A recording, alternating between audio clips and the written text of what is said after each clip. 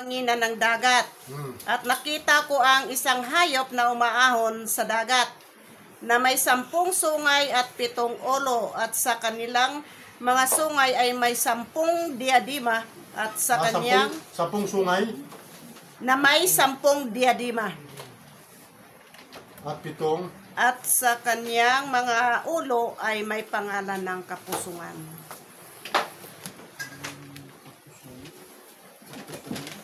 So yan na yun.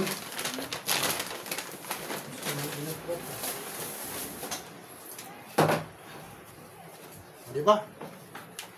Ngayon, Apocalypse to. Pag ito lang babasahin natin, maintindihan natin, hindi. Hindi. Na ayon sa nakasulat, at tumayo ako sa buhangin ng dagat, at nakita ko may umahon sa dagat. Umahon na mayroong 10 sungay at 7 ang Ulo. ulo. At sa kanyang mga sungay ay mayroong Diadema. diadema. At sa kanyang mga ulo ay mayroong Kapusungan. pag itong babasahin natin, maintindihan? Hindi po. Basahin natin, intindihin natin, ang Biblia ay 4 factors. Huwag niyo kalimutan ang 4 factors. Dahil ngayon, mayroong bagong dumating. Kung hindi natin binabanggit lagi yan.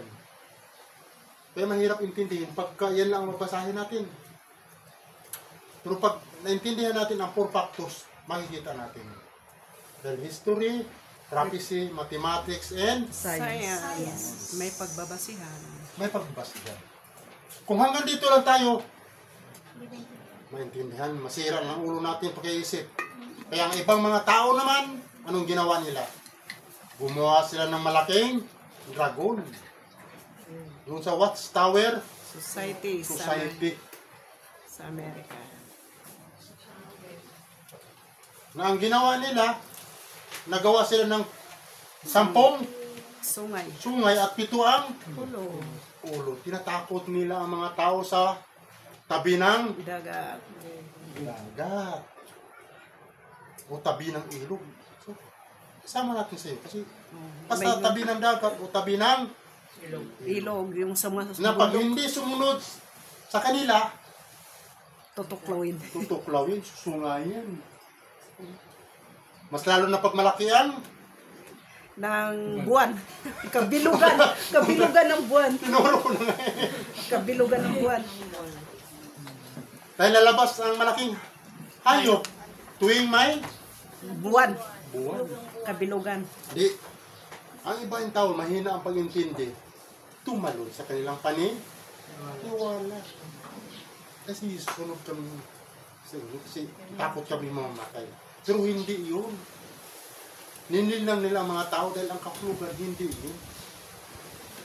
Dahil kung si Malari ang nagbibigay, basahin natin ang nakasulat. Saan ito mababasa? Apokalipsis.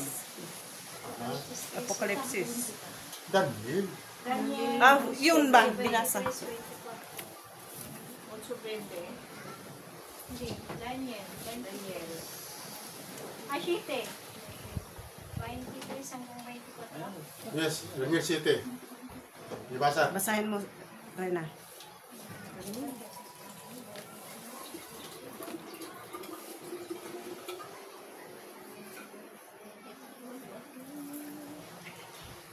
Sige, basa. Boses. Napinok yung boses. Sige, pariyo lang. Sige, pareho lang yan. Ano kasi yan na rin sa amin, yung panahon ng tubig, nawala ng Moses, nawala ng panlasa. Di ba yun? Gusto mo pang lasa, tataba ka. Kasi marami makain ka. Ay, oo.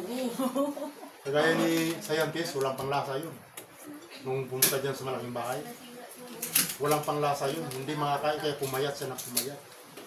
Pero nung ginamutan ni Haring Gigi, nakakaroon na siya ng panglasa. Kain na siya ng kain. Kaya ngayon makikita namin tumataba. Ano yung Daniel 7? 23, 24. 24 ako lang. Oh, sige. 23. Ganito ang sabi niya. Ang ikaapat na hayop ay magiging ikaapat na kaharian sa ibabaw ng lupa, na magiging kaiba sa lahat ng kaharian, at sasakmalin ang buong lupa, at yuyurakan at paglulurayin.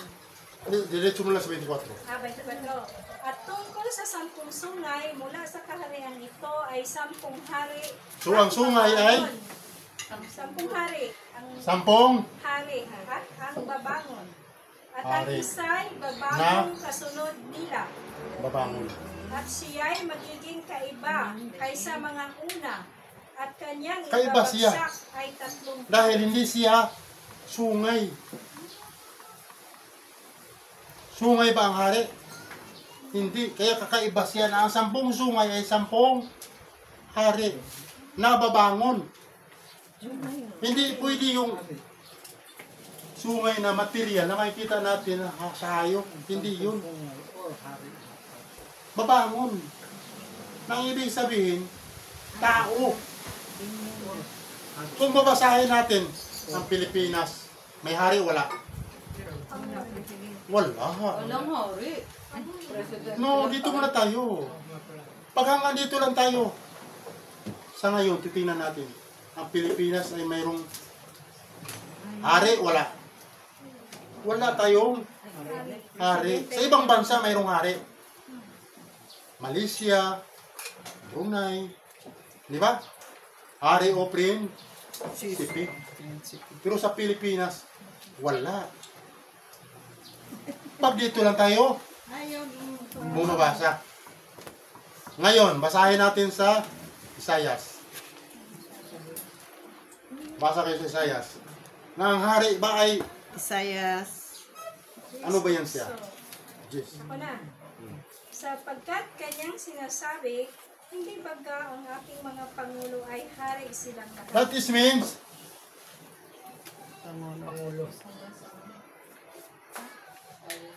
Pangulo. 9:8. So ang sungay pala, Kung saan? hari. Ang hari pala, Pangulo. Mayroon ang Pilipinas, wala. Meron na. Meron na. Malinaw, malabo. Ilang hari may pangulo? Kasi pag sinabi natin hari, kung hanggang dito lang tayo magbasa, hari, maraming kontra. Bakit? Walang hari ang Pilipinas. Ibang bansa may hari. Baka nagkamali. Sabi, baka nagkamali ka dyan. Kung hanggang dito lang tayo Basa. pero kung mabasahin pa natin ang Isaias, ang hari pala ay malinaw, maliwanag pa sa sikat ng araw. Na ang Pilipinas ay mayroong 10 pangulo. Tama, mali? Okay. Bigyan na natin. Sino ang 10 pangulo? Sino una? Aguinaldo. Kailan? 1898. Next. Quezon. Quezon. Kailan? 1935 to 1944. Next. Laurel. 1943. May notes na ako. Huli kita ha, may kudigo. May notes na ako. Kasi kung wala kang kudigo, very good. Pero may kudigo, good. Hindi pa namin memorize eh. Kaya, Sige, Laurel. Osminia, next. sino sunod? Osminia. 1944. 1944. Hanggang 1940. Rojas. Appointed yan. Anong buwan? Si Rojas. October. October. October 25. 25. Sino kasama? Si Douglas MacArthur. Douglas MacArthur. Ilang tawa na kayo? Douglas, sige. Si Douglas. Siya kasama sa papunta ng Pilipinas. Nasa preaching natin yan sa proclamation, I shall return. Liberty. Panahon niya. Pag binasa natin ang proclamation of Hindi liberty. si Douglas, si Douglas lang. Ang bilis paglitok niya. Wala ako na-enjoy sa mga sagot eh. Kaya pagdating nito.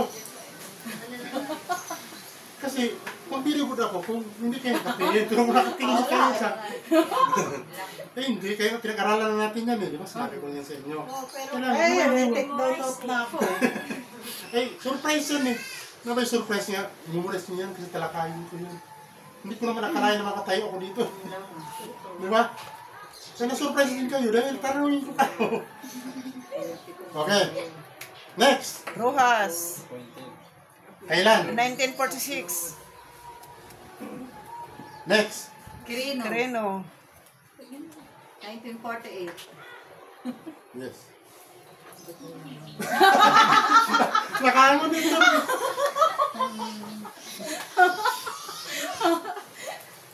Next. Magsaysay. Magsaysay. 1953.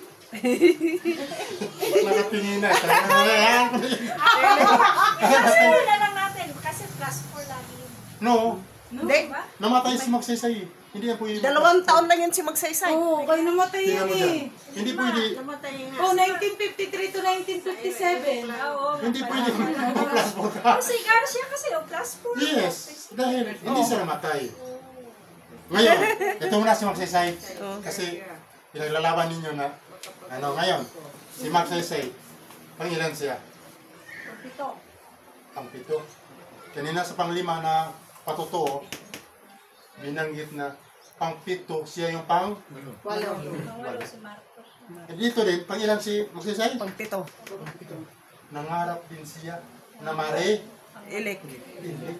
Kaya pinatay siya ng Diyos. Pero hindi kagustuhan ng Diyos. Kaya pinatay siya. Dahil si Magsaysay, yan ang masa, hindi si Estrada. Kung alam mo ang kasaysayan sa Biblia, si Magsaysay ang masa. Matanda at bata, mahal siya, kumakain yung na walang sinasanto. Kahit saan. Bundok ito sa sombrero. Yes. Tapos may tatamay. Kahit saan siya mabutan. Kahit sino ang tatawag sa kanya, kakain yun. Si Estrada, tikman mo muna.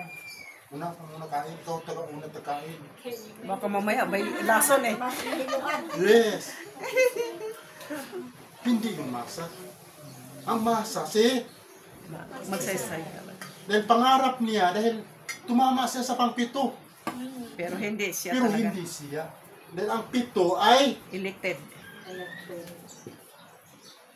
elected president. Kasama dito ang appointed 3 appointed dyan eh. na 3. Kung kasama ang 3, pangilan si Magsaysay? 1, I-minus mo ang 3. 2, 3, 4. Apat. Minus. 4 nga. 1, 2, 3, 4. Kaya hindi si Magsaysay. Wala to sa mga university. Only gifted lang ito. Only mahal na hari lang yan. Nangarin. Pero doon nagtatanong ang mga profesor. Saan mo natutunan yung tinatalakay mo? Pero tinatalakay, kung nangarin yun. Kaya siya ang espiritu ng Katotohanan. katotohanan ng sabi ng panalakad. Kung ikaw ang espiritu ng katotohanan, ay patnubayan kayo ng buong Katotohanan. katotohanan. Dahil siya ay hindi magsasalita na ayon sa kanyang, Sarili. kung hindi ang anuman ang kanyang, Maririnig. Ay, yun ang kanyang, sasabihin. ang mga Bagay na magsidating. kaya yung prophecy niya, nangyari at saka Mangyayari. Kaya ang Pilipinas, ilang presidente? 20. 20. Nasaan na tayo ngayon? 17. Ha? Nasa 7. 10. Ay, 70 pala. 10 nga si Marcos, oh. Sampu nga pala si Marcos. Kasi Marcos din ngayon eh. Pang 17 kung kasama si Core. 17 kung kasama si Core sa Pang pagka-presidente. Pero pag hindi kasama si Core, 16. 16. Kaya Di ba may gender lang yan? 17. 17. Magiging kasama pa rin kasi sa kasama si Atalia eh. Sige, tapusin muna natin. Ayan na. Nandito muna tayo sa pang... Ito. Sino ang kasunod? Garcia. Garcia. Ibahin ko ang tanong. Taga saan si Garcia? Tagaan. Cebu. Ha? Ano? Lakasan nyo naman kasi, sasagot kayo, bulong lang din. Hindi ko ang tanong kasi memorize na dito. Meron ako niyo eh. May dagdag na naman sa akin ko dito. Hindi nakasagot. Iba yung nakasagot. Ganyan lang po. Sabi nga, mayroon ka lagi doon na iba yung magtanong dito. Di ba si President Garcia nag-iwan ng gintong orinola sa Malacanang? Saan siya sa Bohol? Talibon, Bohol Town. Ha? Yung Talibon. Talibon. Small town in Salibo. Talibon, Bohol. Okay, next. Makapagal. Taga saan si Makapagal? Taga Pampanga. Pampanga.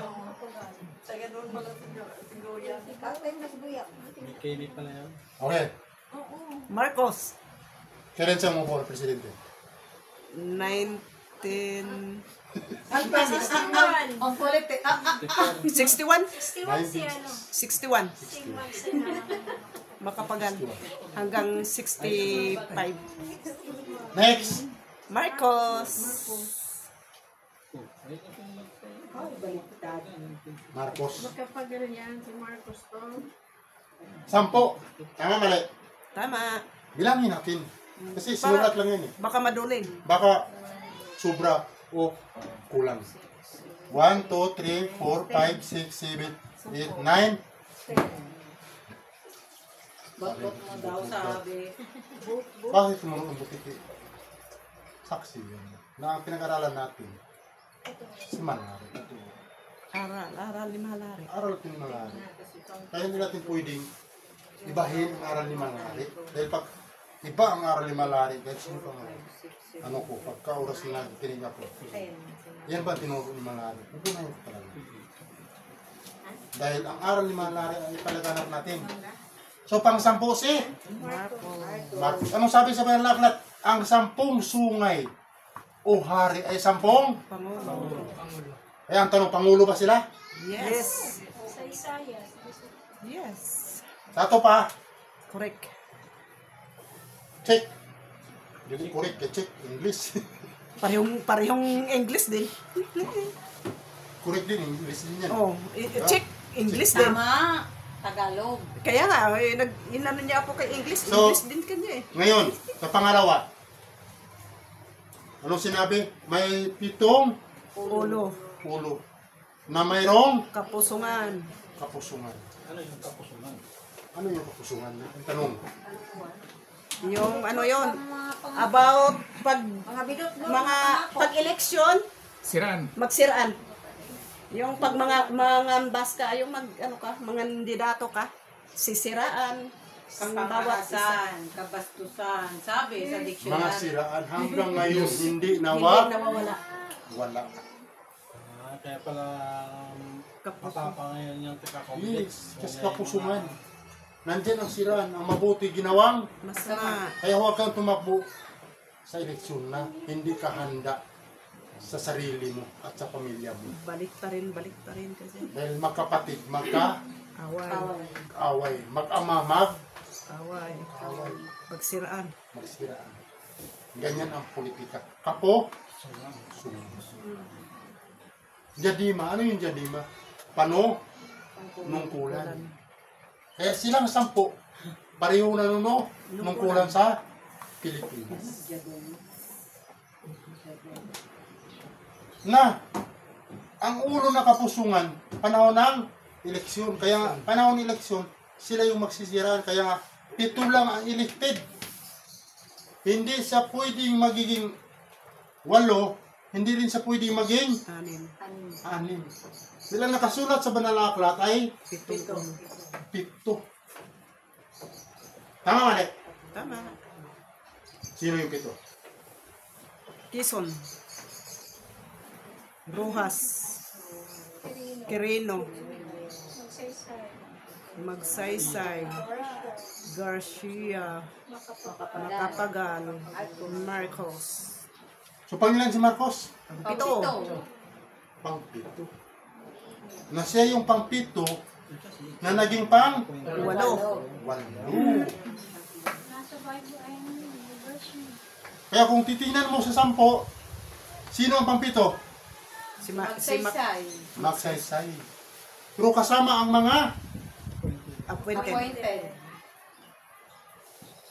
appointed.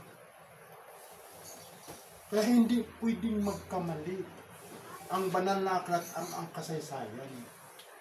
Dahil kung si scientist pa, scripted ang ginagawa, nangyari na, Tapos ginagampanan na lang ngayon. Isipin mo, scientist, Replay na lang ngayon. nag-usap kami. Akala ko kasi English, eh. Pag English, ana-ana ko ng kaunti. Sa pang-anim na patutuo, hindi ako mahiya sa inyo. Nasasabihin na ang Pilipinas ang siyang nakasagot sa nakasulat sa banal na aklat. O banal na kasulat. Kaya yan ang Ano yun? pang-anim na patutuo. Okay, next.